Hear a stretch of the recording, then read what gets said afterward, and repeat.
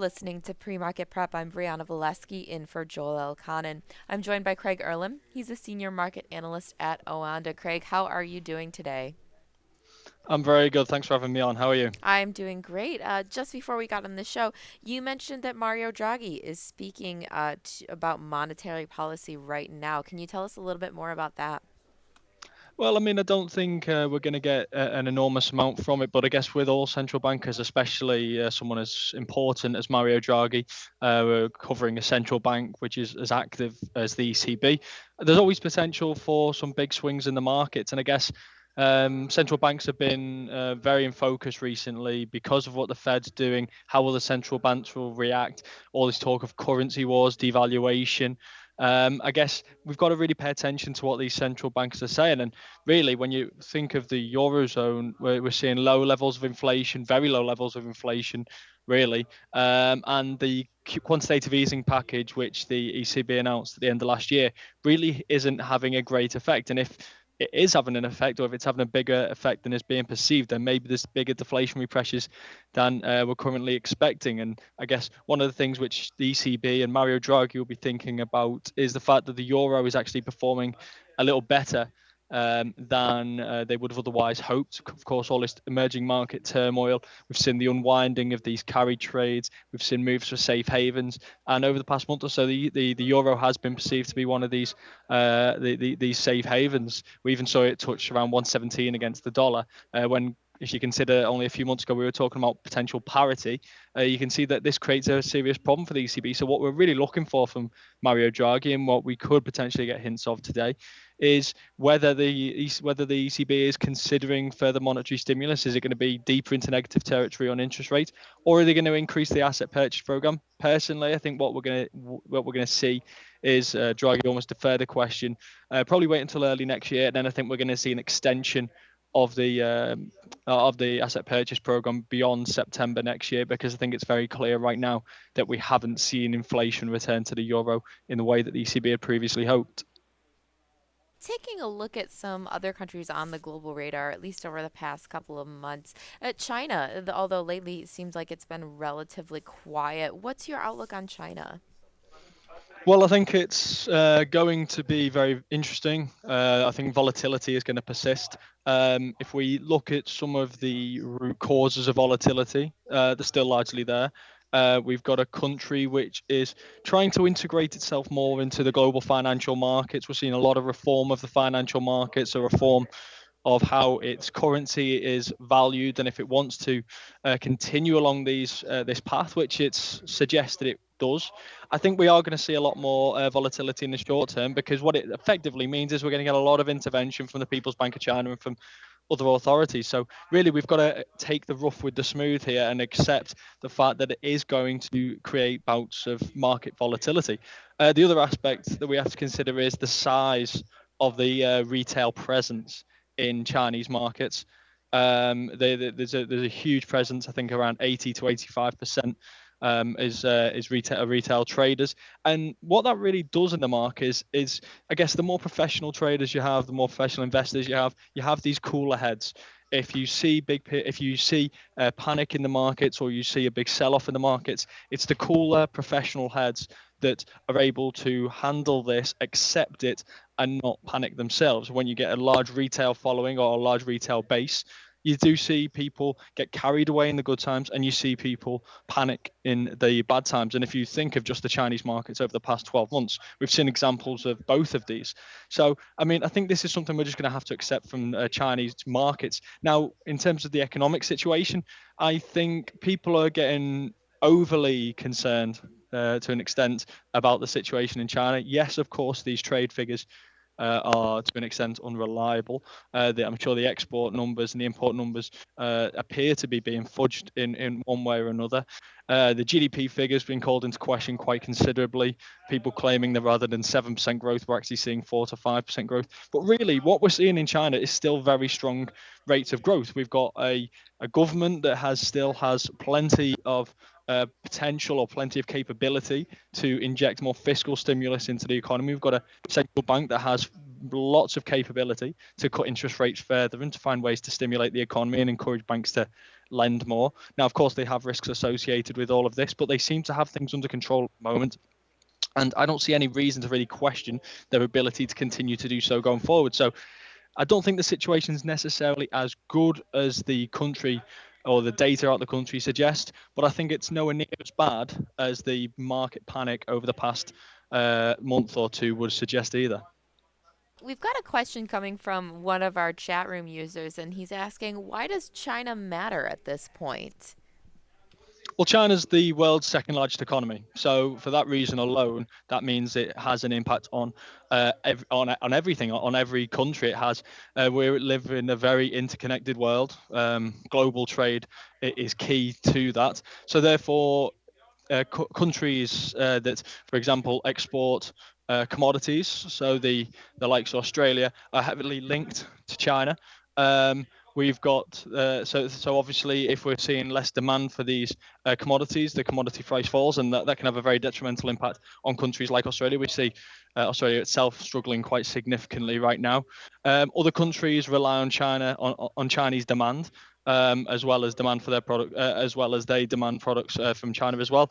So when you live in, I guess when you live in such an interconnected world, you've got to accept that that these big countries like China, like the US, they do have a significant impact. Now, one of the questions I see asked quite often is if foreign investment in China and Chinese investment externally is uh, is is not that significant, then why should it have such an impact on global market turmoil? But I think, as we've seen, many of the emerging markets conduct plenty of trade with China, and therefore, and we've seen so often in the past how much emerging market volatility can eventually flow over into more mature markets in the US, in the UK, in Europe. So we need to make sure that these markets are stabilized. Now, one of the biggest issues we actually have right now is the Fed did all this quantitative easing over the past 7 or 8 years.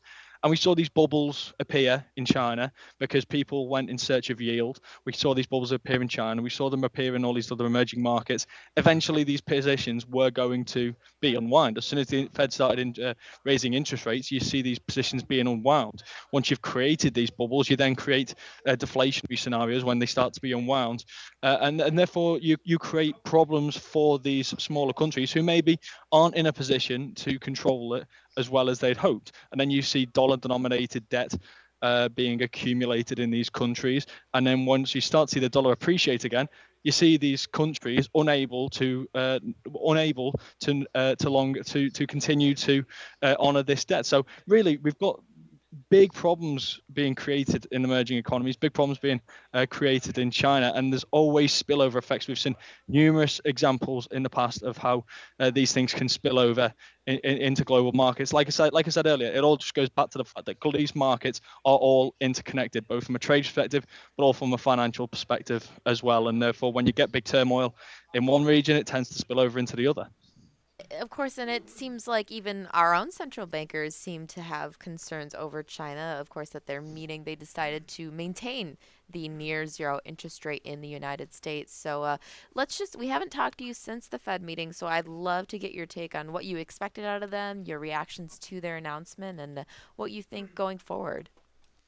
Well, prior to the announcement itself, or prior to the month before the announcement, I should say, I was fairly confident that we would see an interest rate hike. The language that we had from the Fed would have suggested so. That they still, even now, they still claim that they intend to hike interest rates this year. But I do think that emerging market turmoil has impacted them. The reason whether they should be paying so much attention to the emerging markets is debatable.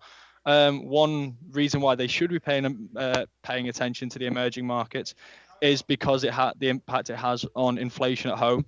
If we see this emerging market turmoil continue, we see central banks in the emerging markets cutting interest rates, trying to inject stimulus into their own economies. What they're effectively achieving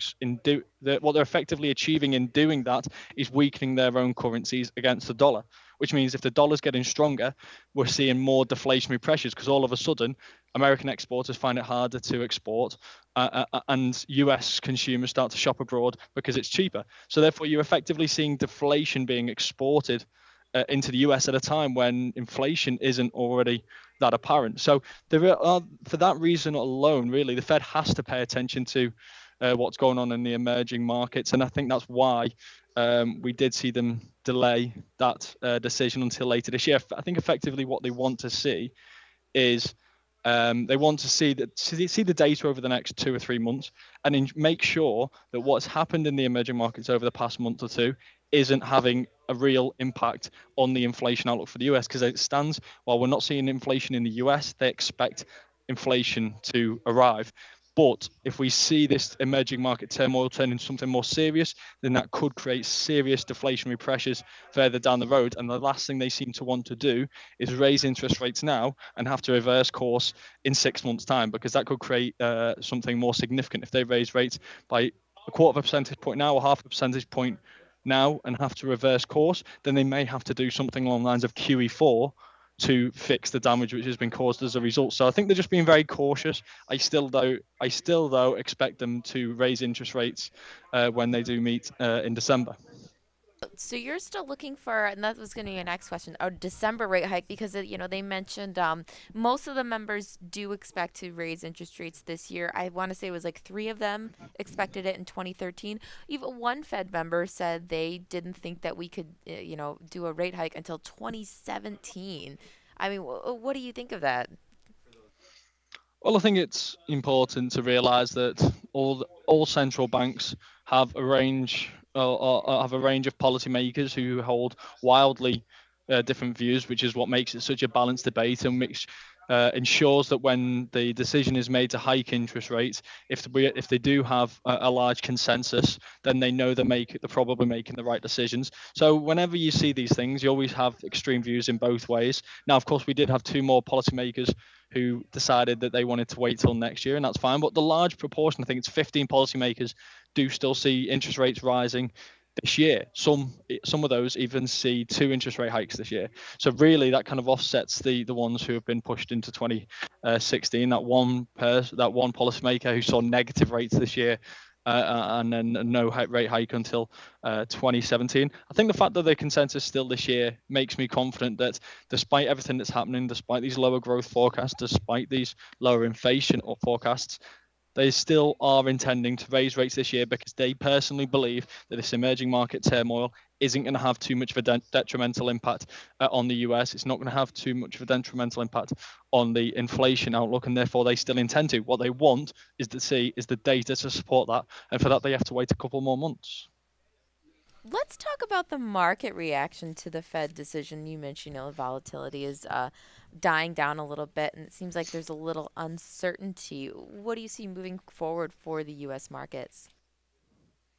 Well, I thought the reaction to the Fed was very interesting because it'd been built up so much over the months before. It was being portrayed as the biggest Fed meeting in years, and personally, I did believe that was going to be the case. There was so much riding on it. The markets were so confident that there wasn't going to see a rate hike, despite the fact that Janet Yellen has said over and over and over again that they were going to hike interest rates in September. I think the Fed really did want to, or especially a few months ago, really intended to raise interest rates in September or at the latest in December, but the markets effectively called its bluff. And for me, that created this situation when we could have caused a storm in the markets. Had the Fed raised interest rates, 75% of the market, as calculated by Fed funds futures rates, would have been wrong. Now that could have created an absolute storm in the markets. If the markets were right as they turned out to be, we'd need to know the new growth and inflation forecast. Yellen herself would have had to speak after and give indication of when the next rate hike could come. And if she was still saying this year, then I thought that yeah, we could have seen a lot of volatility in the markets. But I think what we saw was a very mixed message from Yellen. So we saw that initial move, we saw the initial dollar weakening because we saw no rate hike. And then we kind of saw the markets flatten out quite significantly. And we didn't see that usual volatility which we get during Yellen's speech. And I think because we had that mixed message of lower growth forecasts, lower inflation forecasts, heightened emerging market risk, combined with still want to raise rates this year, the markets didn't really know how to take that and what to do with that. And I think that's why we've kind of seen this much more calmness, much more caution in the markets over the course of the last week. Because I think there's a lot of confusion in the markets right now about what the Fed's going to do. Fortunately, things have calmed down a little bit in China, so that's brought about some of that calmness in the markets as well. But we've also had a very low data week as well. So again, all these things do tend to feed into less volatility than we became accustomed to throughout the month of August, which we should know is usually a fairly quiet month in itself. I think things should start to pick up next week. We've got a lot more economic data next week. We've got the US jobs report next week, which again just brings the Fed right back into focus ahead of that October meeting. And I think I think we'll start to see people start to speculate a lot more about when that Fed rate hike could come and what impact that has on the emerging markets again. So I think that could again just spur a bit more volatility back into the markets. We've been on the line with Craig Erlam. He is a senior market analyst at Oanda. Craig, thank you so much for joining us today. We look forward to having you back again soon. Thank you. Look forward to it.